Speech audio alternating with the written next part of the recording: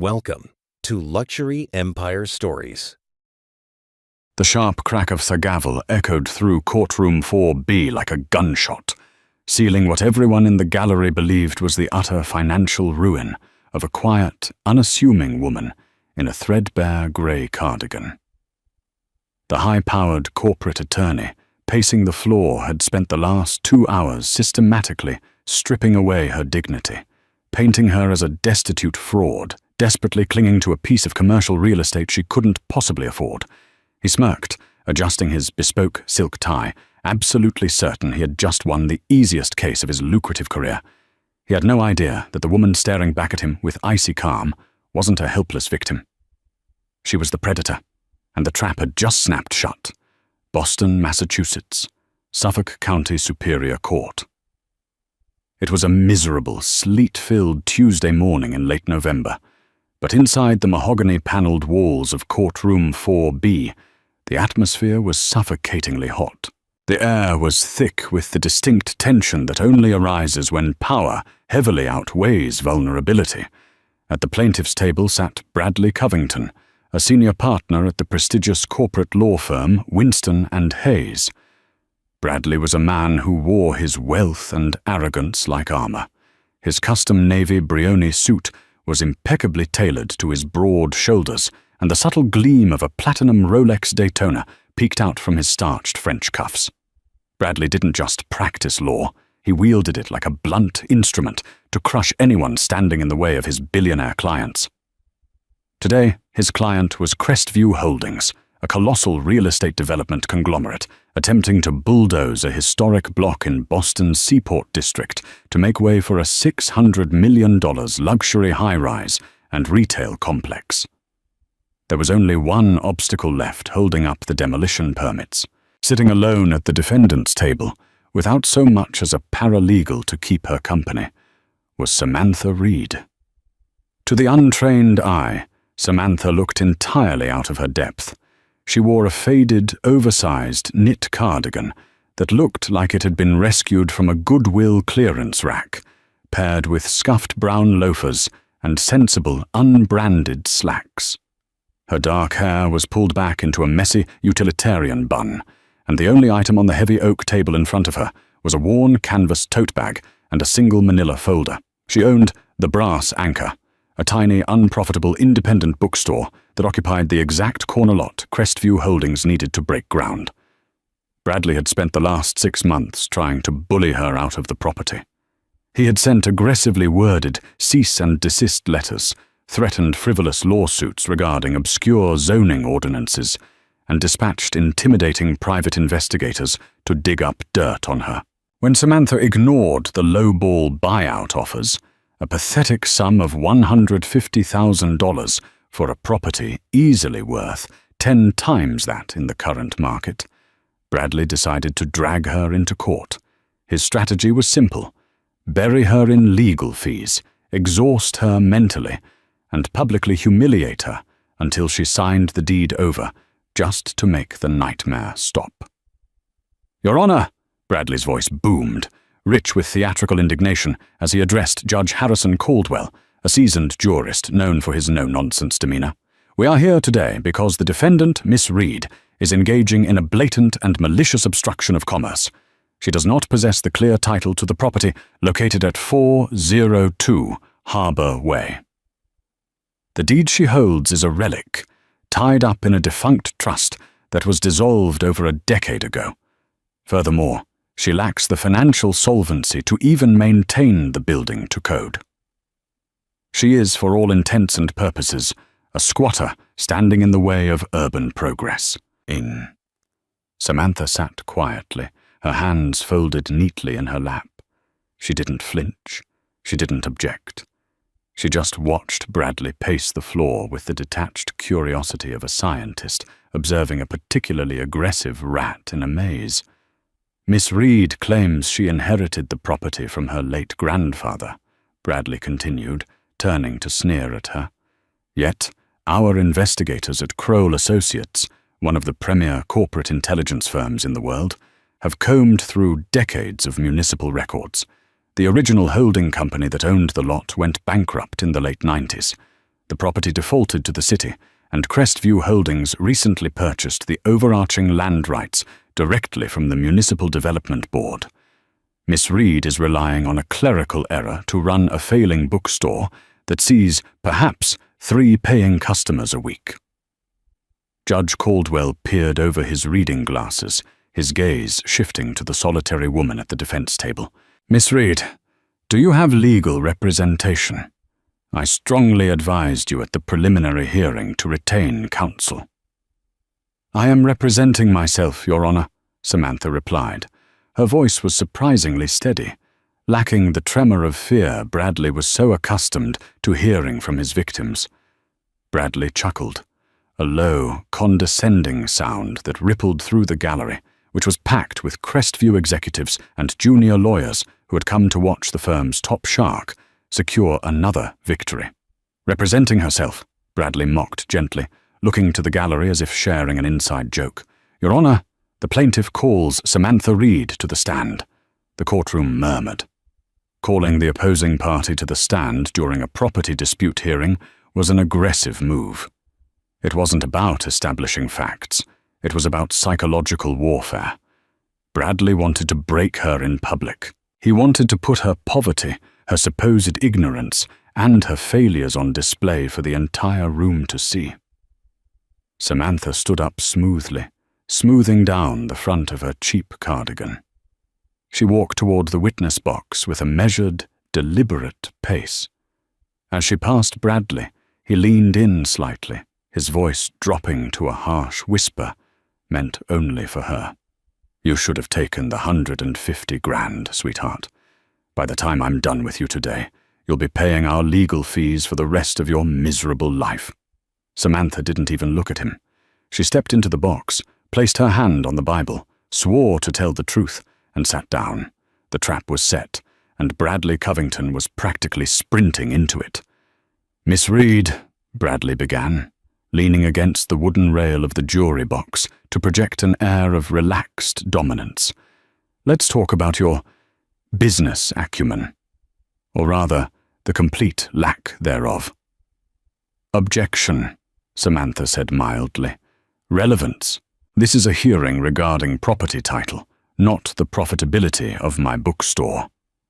I am establishing the defendant's inability to maintain the property, Your Honor, which directly ties into the city's eminent domain statutes that Crestview Holdings is leveraging," Bradley countered smoothly. "Overruled. But tread lightly, Mr. Covington," Judge Caldwell warned. Bradley smiled, smelling blood in the water. He walked over to his immaculate paralegal, who handed him a stack of papers. "Miss Reed, I have here subpoenaed bank records from a standard retail checking account at Chase Bank, registered under your name, and the DBA of the Brass Anchor. Do you recognize these?" He handed a copy to the bailiff, who passed it to Samantha. She glanced at it for a fraction of a second. "I do." "Could you read the current available balance for the court?" Bradley asked, his voice dripping with faux sympathy. Samantha looked up, her expression unreadable. "It says $42.16. A smattering of cruel laughter erupted from the gallery. The Crestview executives in the back row exchanged amused glances. $42. It was the ultimate validation of their superiority. They were men who spent 10 times that amount on a single glass of scotch at the Harvard Club. $42, Bradley repeated loudly, ensuring the echo reached the furthest corners of the high-ceilinged room. "Miss Reed, the annual property taxes alone on a commercial lot in the Seaport District are upwards of $80,000. How precisely do you plan to pay that? With used paperbacks?" "The taxes have always been paid," Samantha stated simply. "By whom?" Bradley snapped. "Because according to these audited financials, your bookstore has operated at a net loss of $30,000 a year for the last 4 years. You don't have a mortgage. You don't have investors. You don't even have the credit card with a limit higher than $500. You are a financial ghost, Miss Reed. A ghost currently squatting on a $50 million piece of dirt." He began pacing rapidly, his voice rising in volume and theatrical intensity. You sit here in this courtroom, wasting the time of the judiciary, wasting the time of my clients, clinging to a delusion. You are uneducated in corporate law. You have no formal business degrees on record. You are trying to play a high-stakes game of real estate monopoly with men who build cities for a living. Bradley approached the witness stand, leaning in close, invading her space. Isn't it true, Miss Reed, that you forged the transfer documents of the trust? Isn't it true that you are entirely destitute, and this entire charade is a desperate attempt to extort a multi-million-dollar settlement from Crestview Holdings? No, Samantha said. The single word was quiet, yet it carried a strange, heavy resonance. Bradley laughed, shaking his head. No, that's your defense? No? Your Honor, I submit Exhibit E into evidence. He held up a thick, bound document. This is an independent audit, conducted by Deloitte, commissioned by my clients. It tracks the dissolution of the Anchor Heritage Trust, the entity Miss Reed claims left her the building. The audit definitively proves the trust was liquidated in 1998. Miss Reed's claim is mathematically, legally, and logically impossible. She is a fraud, a financially ruined, desperate fraud. The judge frowned deeply, looking over the hefty audit report the bailiff handed up to the bench. The sheer weight of the prestigious auditing firm's name carried immense gravity in a courtroom. Judge Caldwell looked down at Samantha with a mixture of sternness and pity.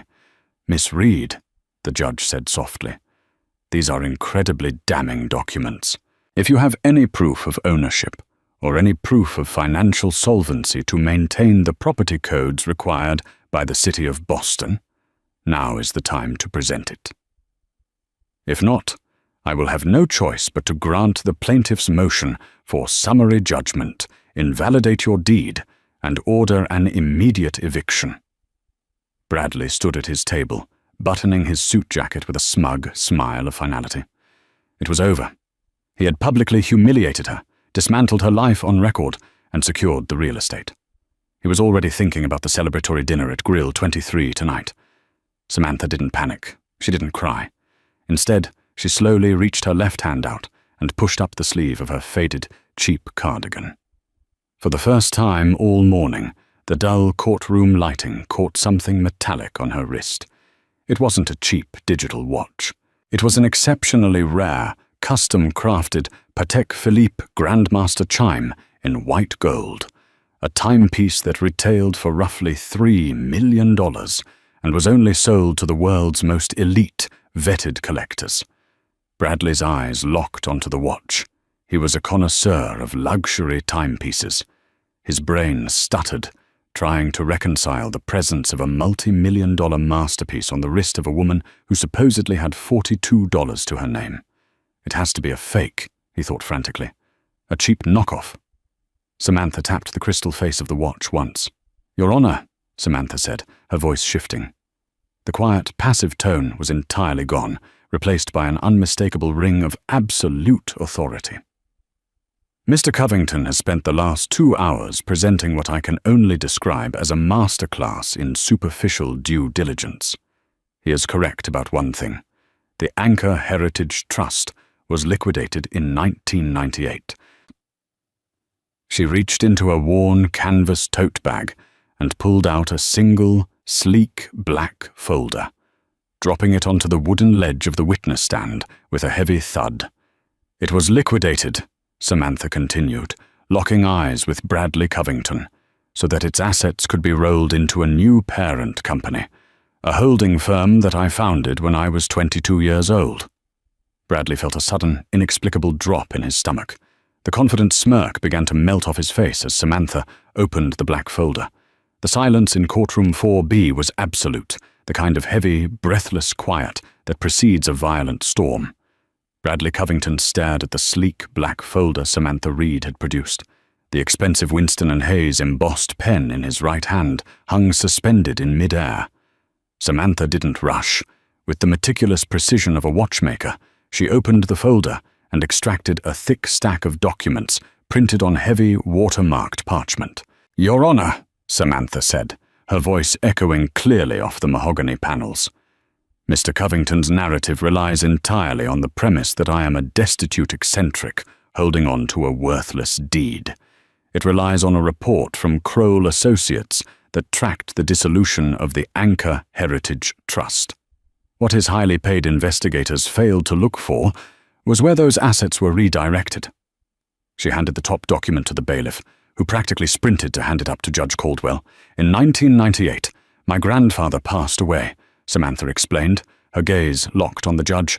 The trust was liquidated, yes, because I transferred the deed of 402 Harbour Way, along with $94 million in other liquid assets, into a newly formed Delaware LLC. That LLC was the seed capital for what is now known as Meridian Cross Capital. In the back row of the gallery, Richard Sterling, the billionaire CEO of Crestview Holdings, suddenly sat up so fast he nearly knocked over the man next to him. All the blood drained from his face. Meridian Cross Capital wasn't just a company.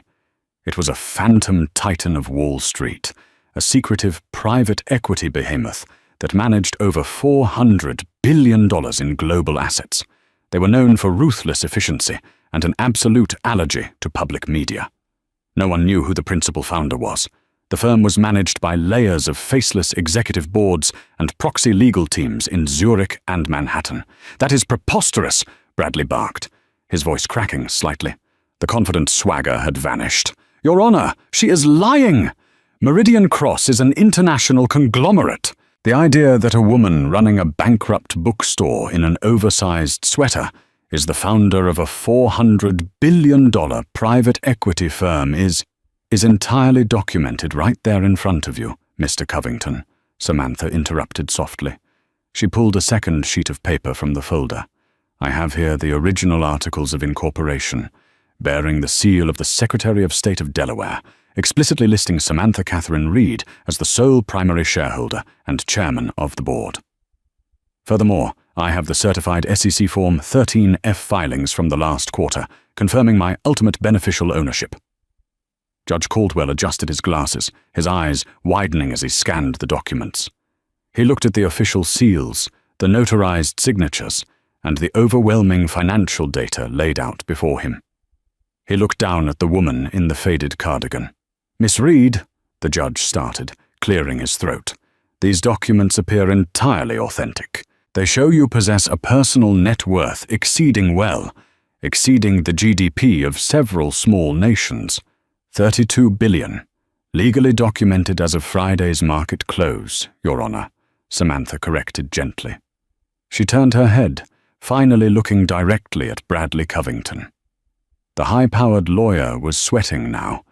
Actual, visible beads of sweat were forming on his forehead, catching the fluorescent lights. "But the $42 bank account," Bradley stammered, pointing a shaking finger at the Chase Bank statements he had entered into evidence earlier. "We audited you. You have $42. Samantha actually smiled. It was a terrifying, cold smile. "Mr. Covington, you subpoenaed a retail checking account I set up 12 years ago, specifically to automatically deduct the monthly subscription for the bookstore's Nespresso machine," she explained, her tone dripping with pity. "My actual wealth is managed through family offices in Geneva and blind trusts via State Street Global Advisors. The fact that your top-tier intelligence firm thought a billionaire would keep her liquid assets in a standard public Chase checking account speaks volumes about the incompetence of your firm." A collective gasp rippled through the gallery. The junior lawyers from Winston and Hayes looked as though they were about to be physically sick. Richard Sterling, the Crestview CEO, was furiously whispering to his chief financial officer, panic radiating from their corner of the room. "As for the bookstore operating at a loss," Samantha continued smoothly, "it is a passion project. I keep it open because my grandfather loved the smell of old paper, and I enjoy reading. I write off the $30,000 annual loss as a microscopic tax deduction against my personal income. The taxes on the building, which you claimed I couldn't afford, are paid annually in full, in cash, directly from my holding company's subsidiary, Blackwood Real Estate Management. She handed another document to the bailiff. Here are the tax receipts for the last 25 years, paid in advance. Judge Caldwell looked at Bradley. Mr. Covington, your entire premise for summary judgment and eminent domain seizure was based on the defendant's insolvency and a defunct deed. Both of those claims have just been dismantled. Do you have anything to say? Bradley gripped the edges of his table, his knuckles turning white. His mind was racing. He was supposed to crush a bug today. Instead, he had just publicly insulted, berated, and threatened one of the most powerful financial figures in the Western Hemisphere. His career wasn't just over. It was about to be buried under a mountain of retaliatory litigation. Your Honor, we need a recess to verify these documents, Bradley choked out. Objection, Your Honor, Samantha said, leaning forward. Mr. Covington does not need a recess, because we are not finished. The courtroom was completely spellbound. The judge leaned forward, steepling his fingers. Proceed, Miss Reed. I am fascinated to see where this goes. Samantha stood up from the defense table. She didn't look unassuming anymore. The cheap cardigan suddenly looked like a deliberate disguise, a piece of urban camouflage worn by a master tactician. She walked slowly towards the center of the room, her luxury Patek Philippe watch catching the light with every movement. Mr. Covington spent the morning explaining how Crestview Holdings is building the future of Boston, Samantha began, her voice projecting effortlessly. He mentioned their $600 million luxury high-rise project. What he failed to mention is how highly leveraged Crestview Holdings is to fund this project. In the gallery, Richard Sterling stopped whispering. He froze, staring at Samantha with absolute dread. To acquire the surrounding lots, Crestview took out massive mezzanine loans, Samantha explained to the judge, though her eyes were fixed on the gallery where the executives sat. Specifically, a $300 million bridge loan structured through Goldman Sachs and another $200 million commercial mortgage bundled by Deutsche Bank. Your Honor, this is entirely irrelevant to the property dispute, Bradley shouted, desperate to regain control of the room. She is reading financial gossip.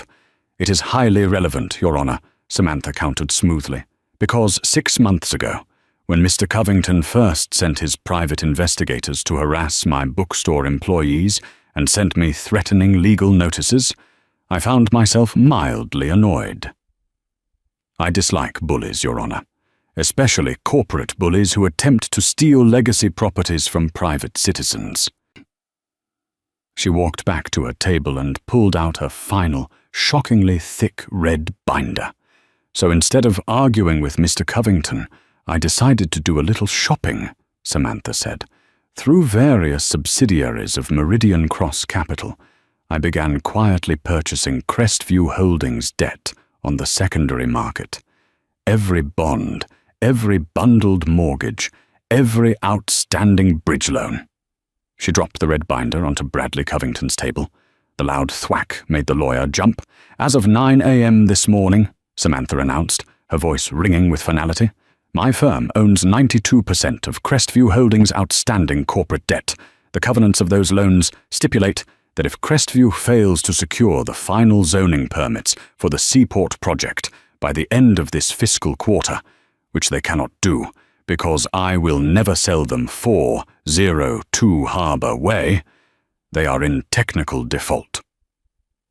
The courtroom erupted into frantic murmurs, a hostile takeover executed not in a boardroom, but in the middle of a municipal property hearing. It was unprecedented. It was a slaughter. If you turn to page 40 of that binder, Mr. Covington, Samantha instructed, her eyes completely devoid of mercy, you will see the formal notice of debt acceleration.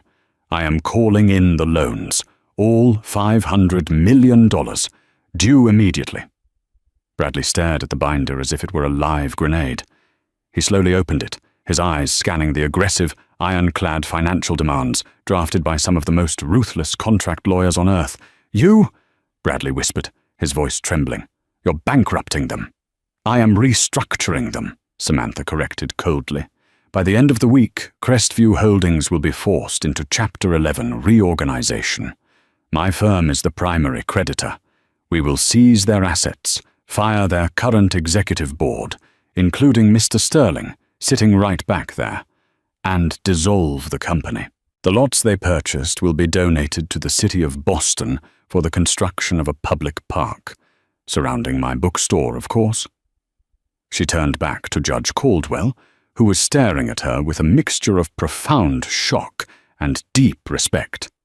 Your Honor, the plaintiff brought this suit under the premise that I am an obstruction to progress, Samantha concluded quietly. I submit that the only obstruction here was a dangerously over-leveraged corporation attempting to use the legal system to steal a woman's inheritance. I ask that the court dismiss this case with prejudice, award me legal costs, and sanction Mr. Covington for filing a frivolous lawsuit based on willfully negligent investigative work. Judge Caldwell didn't hesitate. He brought his gavel down with a deafening crack. Case dismissed with prejudice, the judge announced loudly. Plaintiff's motion is denied. Miss Reed, I will review your motion for sanctions against Mr. Covington in my chambers. We are adjourned. As the judge stood and exited, the courtroom descended into absolute chaos. Reporters who had been sitting in the back, expecting a boring real estate dispute, were frantically dialing their editors. The Crestview executives were swarming their CEO, Richard Sterling, who looked as though he might be having a cardiac event. Bradley Covington remained frozen at the plaintiff's table. His career, his reputation, and his most lucrative client had all been incinerated in less than 20 minutes. He slowly looked up, catching Samantha's eye as she calmly packed her pristine documents back into a worn canvas tote bag. She paused, looking down at the broken lawyer. "I told you," Samantha said softly, her words cutting through the noise of the frantic courtroom. "You should have done your homework, Bradley." She slung the cheap canvas bag over her shoulder, adjusted her $3 million watch, and walked out of the courtroom, leaving the wreckage of a billionaire empire in her wake. The news broke before Bradley Covington even reached the ground floor of the Suffolk County Courthouse. It didn't leak through standard legal channels or local Boston press. It hit the Bloomberg terminals first, a flashing red banner across thousands of screens in Wall Street, trading rooms, London hedge funds, and Geneva family offices. Meridian Cross Capital reveals founder in shocking Boston court proceeding. Crestview Holdings debt accelerated. Default imminent. By the time Bradley pushed through the heavy brass doors of the courthouse and stepped out into the biting November sleet, his phone was vibrating so violently it felt like a live wire in his pocket. He ignored it. His mind was entirely blank, short-circuiting under the sheer magnitude of his miscalculation. He had walked into courtroom 4B as a kingmaker. He was walking out as a radioactive pariah. Across town, on the 42nd floor of the Prudential Tower, the executive suite of Crestview Holdings was descending into absolute, unmitigated pandemonium. Richard Sterling, the CEO who had built his career on aggressive leverage and ruthless gentrification, was hyperventilating behind his massive oak desk. His custom Tom Ford tie was torn loose, and his normally perfectly coiffed silver hair was plastered to his forehead with nervous sweat. He was frantically dialing the private cell phone of his primary underwriter at Morgan Stanley. It rang, and finally went to voicemail. "They're not picking up, Richard," muttered David Henshaw, Crestview's chief financial officer, who was staring out the floor-to-ceiling windows at the Boston skyline. He looked physically ill. "I just tried our contacts at Apollo Global Management for an emergency bailout bridge. As soon as I mentioned the name Meridian Cross, the managing director literally laughed and hung up the phone. Nobody is going to touch us. We are financially toxic." "There has to be a way out," Richard roared, slamming his fist onto the desk, rattling a crystal whiskey decanter. "We have a $600 million valuation on the Seaport project alone. You don't just vaporize a company like ours in an afternoon. Call the politicians. Call the mayor's office. Tell them she's stifling economic development." "Richard, shut up and listen to me," David said. his voice dropping to a terrifyingly calm register. He turned around, his face completely pale. "You don't understand the scale of what we are dealing with. Samantha Reed isn't a developer. She's the apex predator of the private equity world. Meridian Cross manages the sovereign wealth of small countries. They bought our debt at a premium just to have the pleasure of executing us. If we try to fight the default notice, she will freeze our operating accounts by Friday morning. We won't even be able to make payroll for the janitorial staff." Meanwhile, back in the lavish, sterile offices of Winston and Hayes, Bradley Covington was facing his own execution. He sat in the center of the main conference room, surrounded by the firm's executive committee. At the head of the table sat William Hayes, the 70-year-old founding partner. William was a man who did not tolerate failure, let alone public humiliation that threatened the firm's bottom line.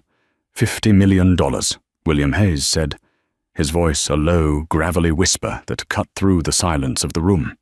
"That is the estimated loss of billable hours and future retainers we will suffer because Crestview Holdings is going into Chapter 11.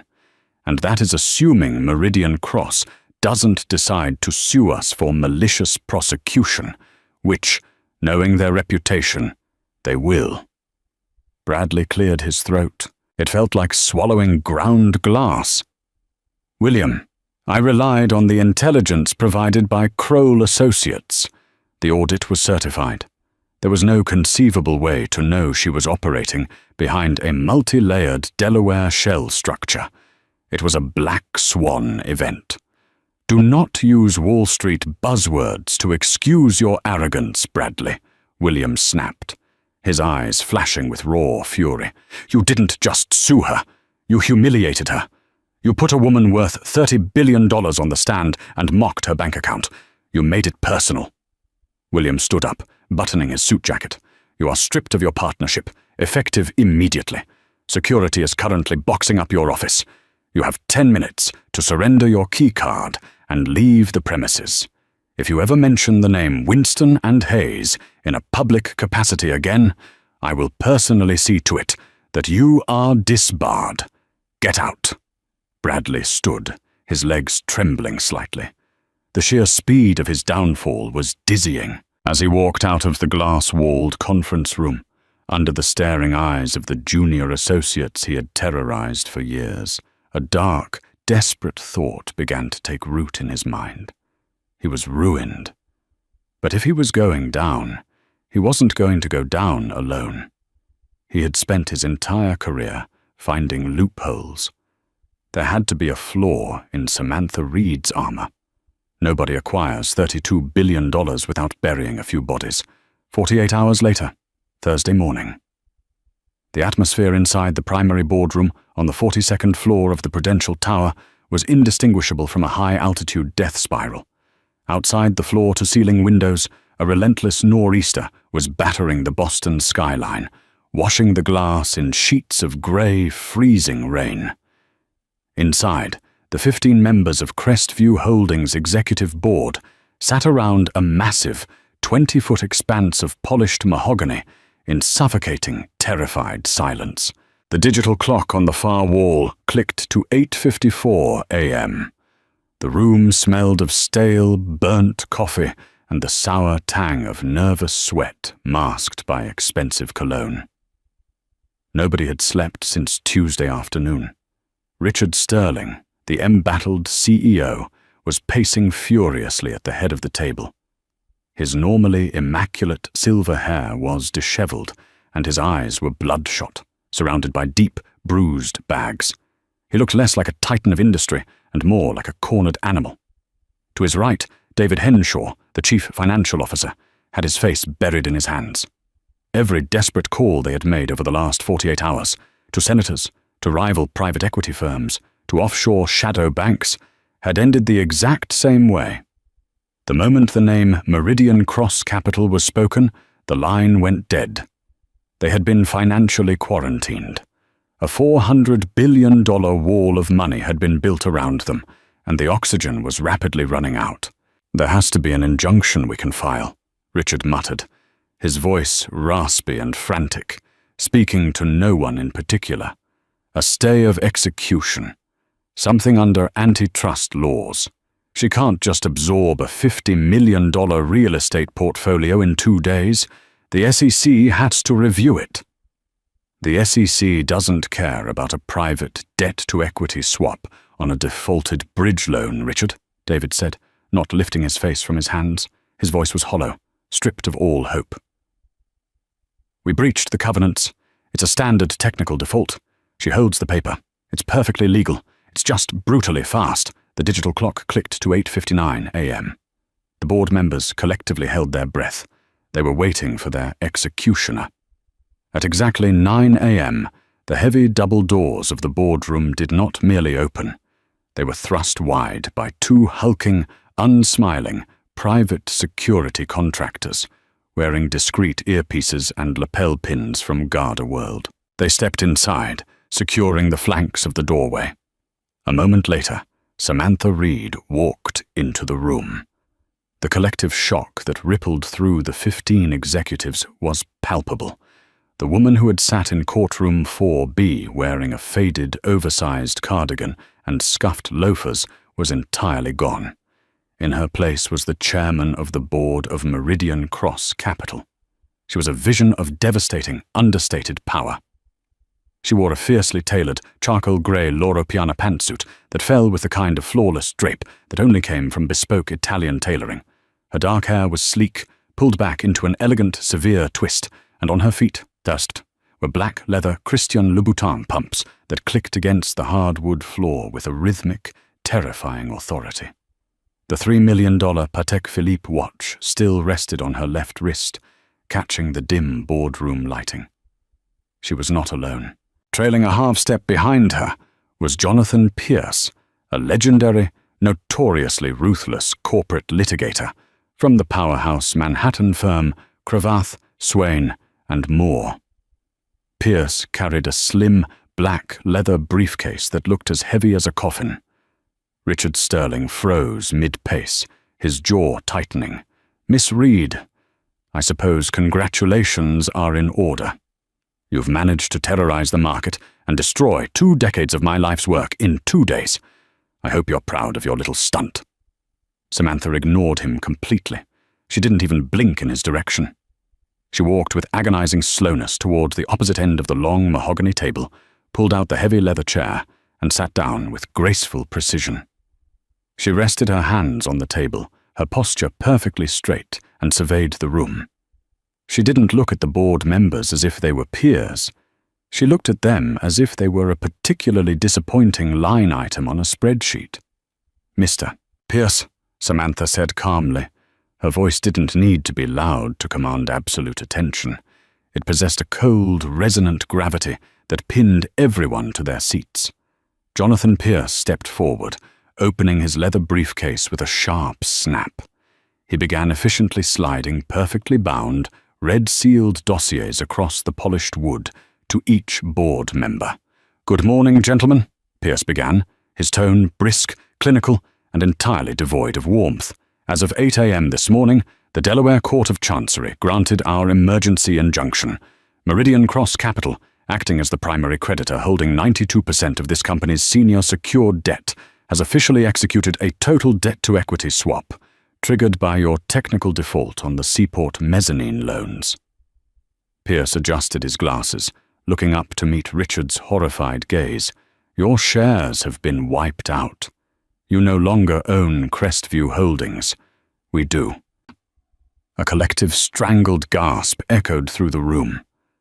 They had known the math, but hearing the absolute finality of it spoken aloud was like taking a physical blow to the chest.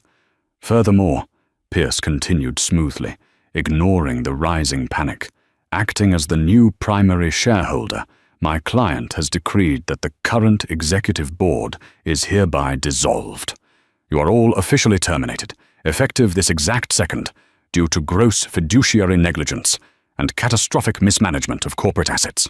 "You cannot do that," Richard roared, suddenly slamming both of his fists onto the table so hard the water glasses rattled. His face flushed a dangerous mottled purple. "You cannot just walk in here and wipe us out. Every single man in this room has an employment contract.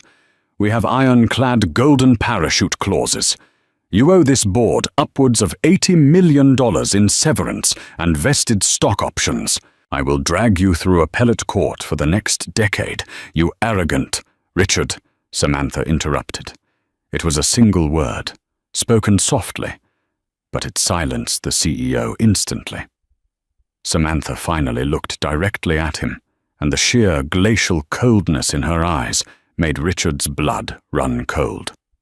"A golden parachute clause," Samantha explained, her voice dropping the temperature in the room by 10 degrees, "is only valid if the executives in question have not actively committed federal crimes against their own company." Richard froze. The furious, self-righteous anger drained from his face in an instant, replaced by a sudden, sickening wave of pure terror. He swallowed hard, his throat clicking audibly in the dead silence of the room. Samantha leaned forward slightly, resting her forearms on the table. "Did you really think I just bought your debt blindly, Richard? Did you think a firm like mine drops $500 million without conducting a forensic audit? A real audit, not the superficial, incompetent garbage Bradley Covington pays for." She opened the single dossier she had kept for herself. "Let's turn to page 12, gentlemen. 3 years ago, Crestview Holdings purchased a massive, environmentally contaminated tract of land in the South End. The stated goal was urban renewal. The seller was listed as a shell company registered in the Cayman Islands under the name Apex Holdings Overseas. Several board members began furiously flipping through the dossiers in front of them, their eyes widening in horror as they read the highlighted financial tracking charts. "According to our internal investigators at the Barclay Research Group," Samantha continued, her voice echoing like a judge reading a death sentence, "that Cayman Shell Company is entirely owned and operated by a man named Gregory Vance, who I believe is your wife's brother, Richard." The silence in the boardroom became absolute. It was the silence of a vacuum. 2 board members sitting near Richard actually pushed their heavy leather chairs backward, physically recoiling from him as if he were suddenly radioactive. "You used company funds, shareholder funds, to buy worthless, heavily polluted land at a 300% markup," Samantha stated, her words striking him like physical blows. "You funneled $22 million directly into your family's offshore accounts, while saddling this company with the toxic cleanup costs. That isn't just a breach of fiduciary duty, Richard. That is federal wire fraud. It is embezzlement, and it is a textbook conspiracy to commit international money laundering." Richard stumbled backward, the back of his knees hitting his chair. He collapsed into it, his mouth opening and closing like a suffocating fish, but no sound came out. He looked desperately at David Henshaw, his CFO, begging for an intervention, but David was staring blankly at the wall, realizing he was likely going to prison just for signing the quarterly reports. "I didn't come here this morning just to fire you," Samantha continued smoothly, standing up from her chair and buttoning her suit jacket. "I brought these extensively documented files as a courtesy, to let you know exactly why the FBI's white-collar crime division is currently waiting in the main lobby of this building, along with the SEC enforcement agents." Complete, unhinged chaos erupted in the boardroom. Men began shouting, scrambling for their phones, cursing Richard's name, and demanding to call their personal defense attorneys. Richard grabbed his chest, his breathing ragged and shallow, his eyes darting frantically toward the secondary emergency exit of the boardroom. "You're a monster," Richard hissed, his voice trembling violently with a pathetic mixture of terror and hatred. Tears of pure panic were welling in his eyes. "You set this all up from the beginning. You baited us with that pathetic little bookstore. You dressed like a peasant. You wanted us to sue you so you could tear us apart from the inside." Samantha walked slowly towards the main doors, her security team parting seamlessly to clear her path. She paused with her hand hovering over the heavy brass handle, looking back over her shoulder at the ruined, whimpering CEO one last time. "I didn't bait you, Richard," Samantha said softly, her words cutting effortlessly through the frantic noise of the room. "I simply existed. You chose to attack me because you thought I was weak. You assumed my cardigan and my quiet life meant I was a victim waiting to be slaughtered for your profit margins." She pushed the door open, revealing 3 federal agents in dark windbreakers standing patiently in the hallway, holding heavy metal handcuffs. "I just let you discover the hard way," Samantha concluded, a final, chilling note of triumph in her voice, "that the most dangerous predator in the room is always the one who doesn't feel the need to roar." She stepped out of the boardroom, leaving the frantic shouts, the panicked weeping, and the metallic clinking of handcuffs behind her. As she walked down the plush, silent hallway towards the private executive elevator, the tension bleeding out of her shoulders, her phone vibrated sharply in her pocket. She pulled it out and glanced at the screen. It was a text message from an unknown encrypted number. "You think you've won, Samantha. But I didn't stop digging. I know about the Geneva accounts. I know exactly what you did with those shell companies in 2018. Let's make a deal, or the SEC gets everything. B. Covington." Samantha stopped dead in the center of the hallway. The elevator doors chimed and slid open, waiting for her. She read the desperate, threatening text message twice. A slow, genuinely amused smile spread across her face, reaching her eyes for the first time in days. Bradley Covington hadn't learned his lesson. He had miraculously crawled out of the shallow grave she had dug for him on Tuesday, just to grab a shovel and dig a deeper one. Her thumbs moved swiftly across the glass screen as she typed a quick, devastating reply. "Bring a shovel, Bradley." The rain had not stopped since Tuesday. It battered the grimy windows of the St. Regis Hotel lobby bar, where Bradley Covington sat nursing his 4th neat bourbon. He looked like a man who had aged a decade in 48 hours. His bespoke Brioni suit was rumpled, his silk tie discarded, and the platinum Rolex Daytona felt heavy and mocking on his wrist. He was staring at an encrypted USB drive resting on the damp cocktail napkin in front of him.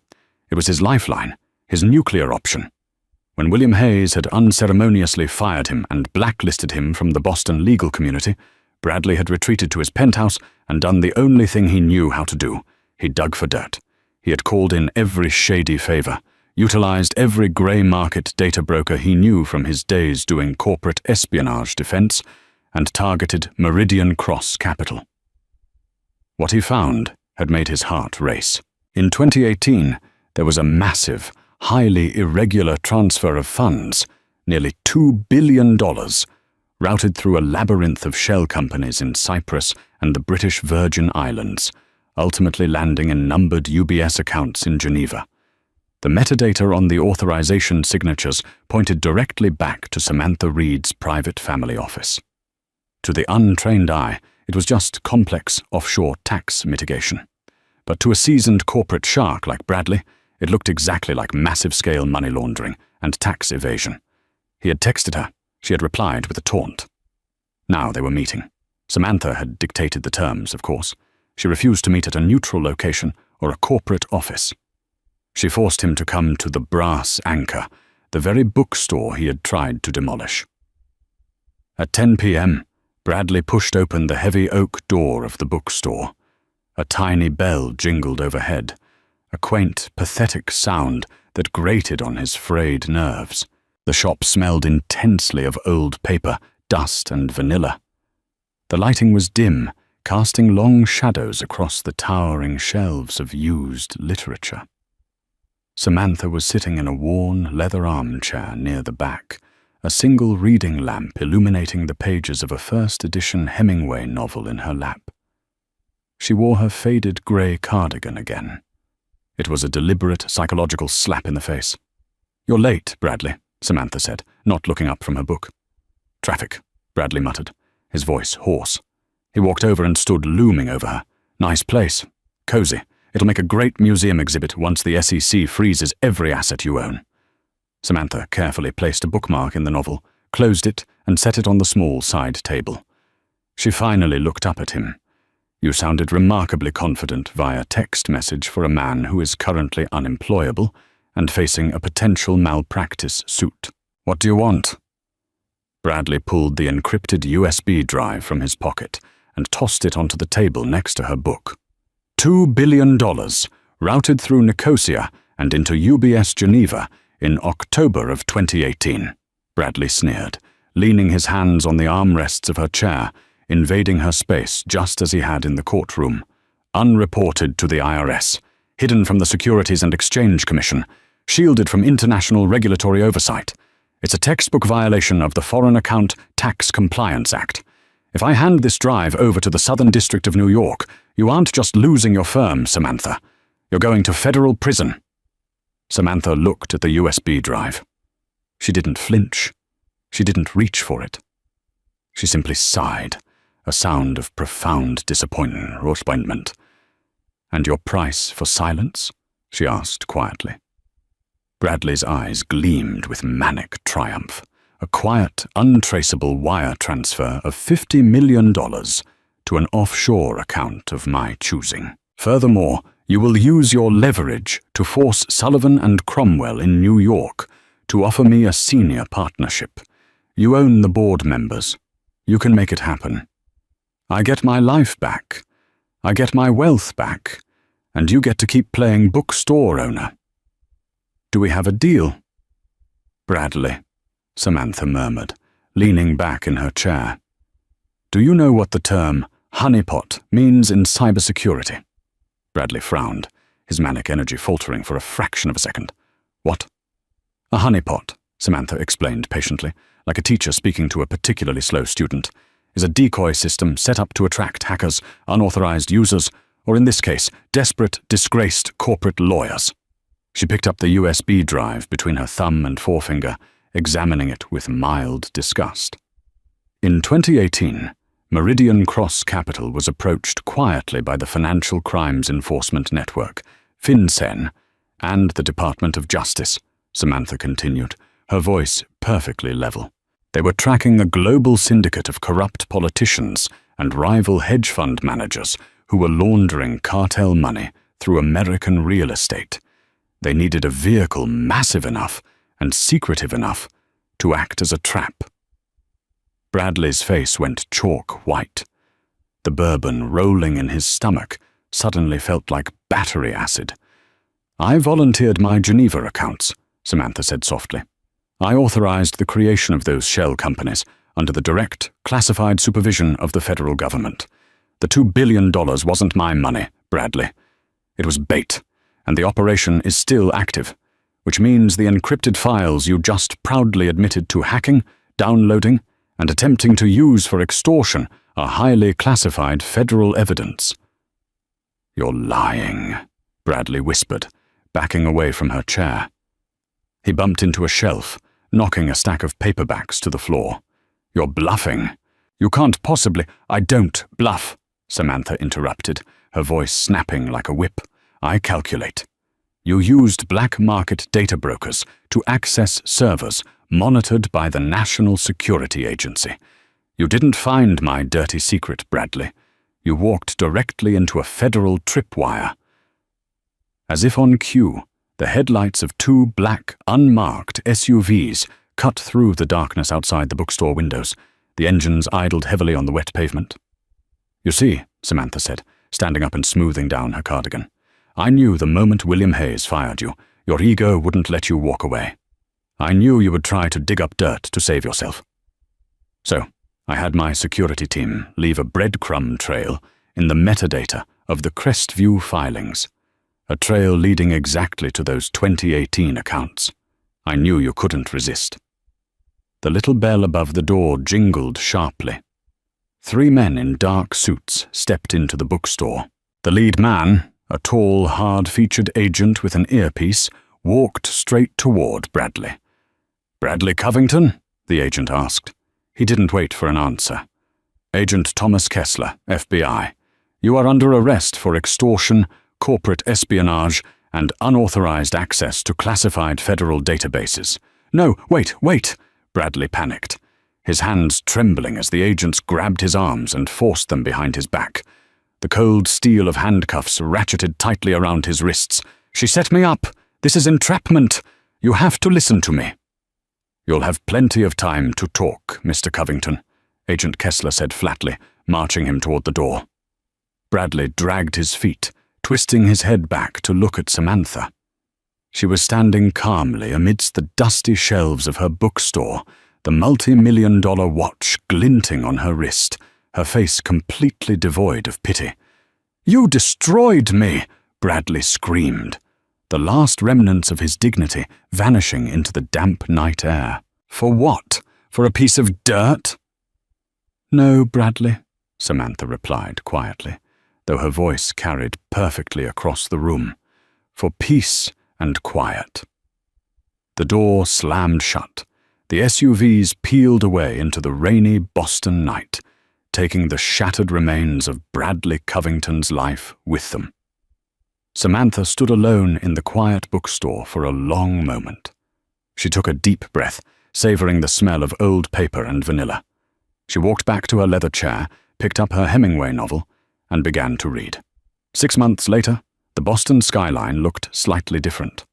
The massive, ugly scaffolding of the Crestview Holding high-rise project had been entirely dismantled. In its place, stretching across 4 city blocks in the Seaport district, was a breathtaking public green space.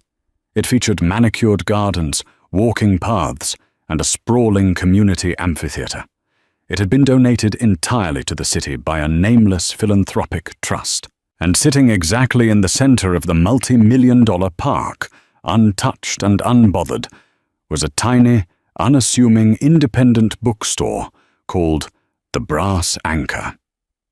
The courtroom clash between Bradley Covington and Samantha Reed stands as a brutal masterclass in the dangers of arrogance and the deceptive nature of appearances. Bradley, blinded by his bespoke suits and aggressive corporate tactics, believed that wealth and power always announced themselves loudly. He assumed that a woman in a faded cardigan, clutching a cheap canvas tote bag, was an easy victim. He was fatally wrong. Samantha did not just defeat him. She dismantled his entire reality, proving that true power operates in absolute silence. She didn't need to raise her voice or wear her billions on her sleeve to command the room. Her intellect, preparation, and sheer ruthlessness spoke for her. In the end, the towering corporate empires were reduced to dust, and the quiet bookstore remained standing, a permanent monument to the terrifying precision of a predator who never felt the need to roar.